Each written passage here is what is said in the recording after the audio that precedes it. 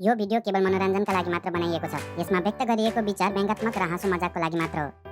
हाम्रो नेपाली सर त साँच्चीकैको भिलेन हुन्। क्लासमा आएर के भन्छन् थाहा छ? मोबाइल चलाउनु हुँदैन, पढाइमा फोकस गर्न दिँदैन यसले। हामी फेरि ध्यान दिएर सुने जस्तो गर्छौँ, बिचराको मन नदुखोस् भनेर। यति नै माया यसले पढाउँदाखेरि गरेको भए। के पढाउँछ कर्ममा छ भने शक्ति जङ्गलै बन्छ नन्दन, घोटिएर सयौं पल्ट दाउरो बन्छ चन्दन। आवाज त फेरि मेरो गायककै जस्तो छ नि। अनि हामी जेनजी दुर्गेश थापाको फ्यान, हामीलाई यसरी पढाएर हुन्छ? अलिकति जोस निकाल्नु पर्यो।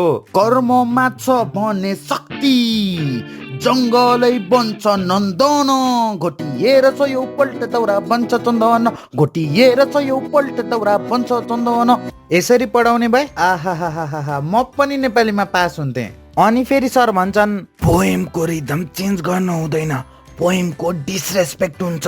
ब्रो तपाईँ ओल्ड स्कुल डिजे अनि हामी रिमिक्स किङ, कहाँबाट मनपर्छ त तपाईँलाई हामीले गाएको? यति सुनेपछि त सर कोरिस भाइरल अनि हामी साइलेन्ट अडियन्स। पोएम त बिट ड्रप भयो जस्तो, सब चुपचाप।